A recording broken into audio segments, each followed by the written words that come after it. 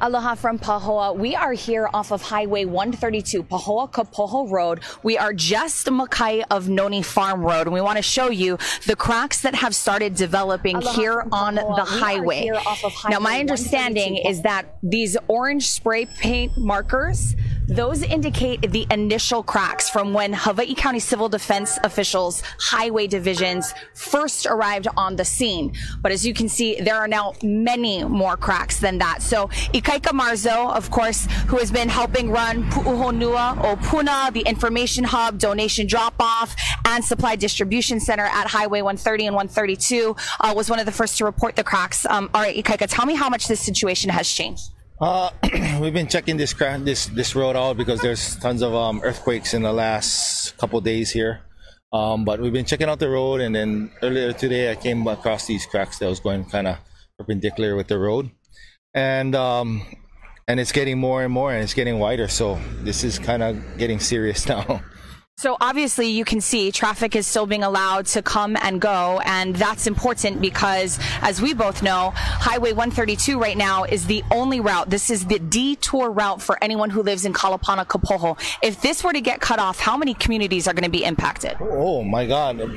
You know, you got Kapoho, Kalapana, Opika, Pohoiki, Seaview, Kahena, and Seaview has a lot of people, and also Black Sand subdivision. So all those this is pretty much a lifeline for everybody that is in Lower Puna. And you were saying, and again, these cracks on the road, as you mentioned, the spray painting indicates what again? The spray paint is indicating, you know, the first initial cracks that we've seen, and then now there's multiple cracks that is developing in the last hour. So, and it's actually growing to those ones with the spray paint. Right. And so we're going to give you guys a little bit of a closer look here of the situation. You can also see in some areas where there is lifting. Now, we want to make sure that we are very clear that at this time, there is no steam, there's no sulfur odor. We understand that, as you just saw, leaving, Hawaii County Civil Defense Agency officials have come to check out these cracks. There's no thermal activity that has immediately been detected, at least emanating from the highway right now. And for those, again, who are wondering exactly where we are, we're along Highway 132, Kapoho-Pahoa Road. This, of course, right now is being used as the detour route. And so I actually want to introduce you guys to a resident. This is Larita Buckley. Larita Buckley evacuated from Leilani Estate. She's now living right in this area, and these cracks are forming. Larita, are you worried? Are you nervous? Yes, very much.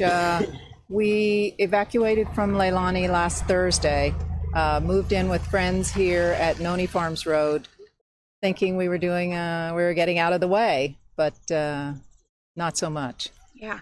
Now it's followed us.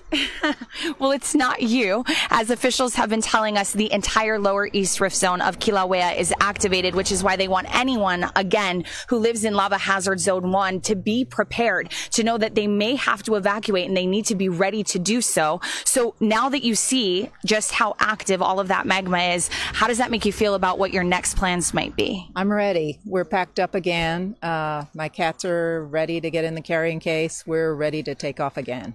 You were sharing with me that at this time your house has still been spared within Leilani Estates. It's still good, still standing. Our yard and trees and everything's dead, but otherwise it's fine. So we're hopeful we can go back.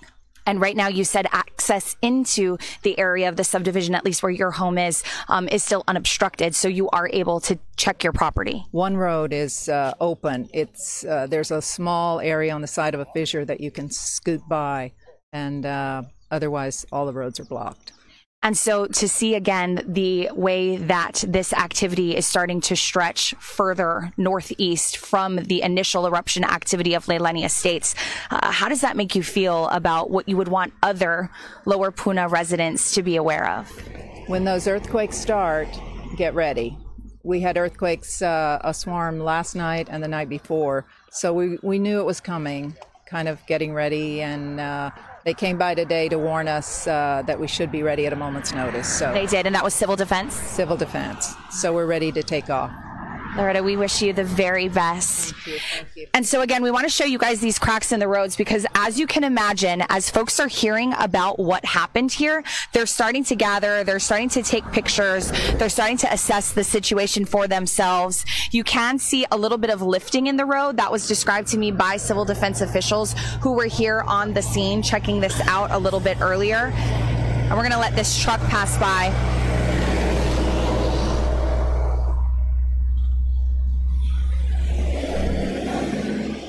Now, again, right now, as you can see, the situation along Highway 132 is that it is still passable. They're allowing traffic to move in both directions without any restrictions, but they are also telling me that this could change really quickly, which is why they want anyone who might have respiratory, breathing difficulties or problems who lives now makai of the situation here at 132 and Noni Farms Road to have their go bag packed and potentially to also start moving out of the area. This is not an evacuation. They do not want anyone to be alarmed or panicked. They just want folks to be prepared. And this is really the case along the entire lower East Rift Zone of Kilauea Volcano.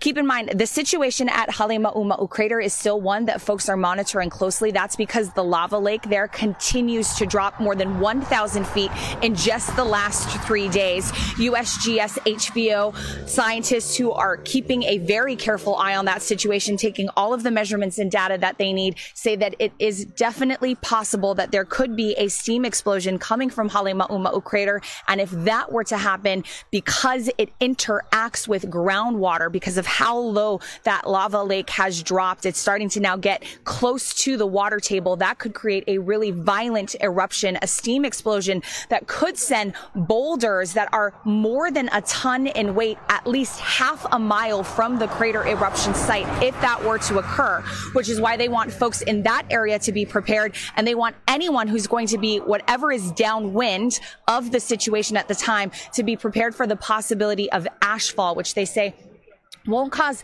any detrimental, fatal health effects, but certainly will be something that causes people who already have respiratory difficulties a lot of discomfort, so they may want to just stay out of the area altogether. Plus, as you heard from our earlier reports, there are difficulties for people who are wanting to obtain masks to protect them either from sulfur dioxide or from the possibility of ashfall, and they're unable to do so because there are none right now on this island. They've all been distributed. They are, of course, working to try to get more delivered here. So again, the situation here along Highway 132 is changing rapidly. It's something that they want officials to be prepared for. It's something that they want folks to understand. No matter what community that you're in along the lower East Rift Zone, there is a lot of magma that has drained, not just from Halema'uma'u Crater, but also from Pu'u as well. And all of that molten hot lava is going somewhere. And the area that they believe it is feeding is unfortunately this intrusion along the lower East Rift Zone. So let's give you one more look at these cracks so you can see for yourself what the situation here is. Keeping in mind again that the spray paint here indicates the original cracks that formed, that civil defense officials from the Highways Division were able to take a closer look at for themselves, and they determined that these were new cracks, especially because they were widening. We're going to call Ikaika Marzo back over so that he can talk about what the situation is again in terms of the threat to other communities. All 15 fissures that have developed within the Leilani Estates evacuation zone, we're told, are quiet right now. There's no spewing or spattering of lava. However, they are saying that they are emitting a lot of sulfur dioxide, noxious gases. So, Ikaika, what is the situation at Opihikau? The gases there is the SO2 levels was pretty high yesterday. A lot of the trees, the foliage forest is just dead. It's kind of everything's dying. But there's a huge farm there that supplies a lot of Puna, Hilo, Hawaii Island, and I was talking to the owner, and all of his crops are dead. So we're looking at an impact not just to businesses, not just to residents, for individuals who have homes in the area, but also for the local economy already. Also, yeah, oh, for sure. Okay. There is the potential that if this turns into a fissure, and there's no guarantee, of course, that cracks along the highway will turn into a fissure, but that has certainly been the pattern over the last 8 days. That could impact Pu'u o Puna as well because of where the winds could head, right? Right. So normal trade winds, if anything erupts in this area, normal trade winds will take the SO2 right straight into Pahoa, actually, right over Nanawale straight into Pahoa. So it would affect a lot of our plans. So we have a plan B. We're thinking of going to Maku Farmers Market, and if anything should happen, well, we just wait and see. Okay. And in the meantime, how many thousands of residents do you think could be impacted if, in fact, this turns into a fissure, which makes Highway 132, of course, at Pahoa Kapoho Road, impassable here, Makai of Noni Farms? If it covers this road, you're looking at over 2,000-3,000 people being impacted. So then there's only one road left, which is Beach Road or Old Government Road towards the coast, but that road is not it's not the greatest road, but that's the only road that we'll be using. All right.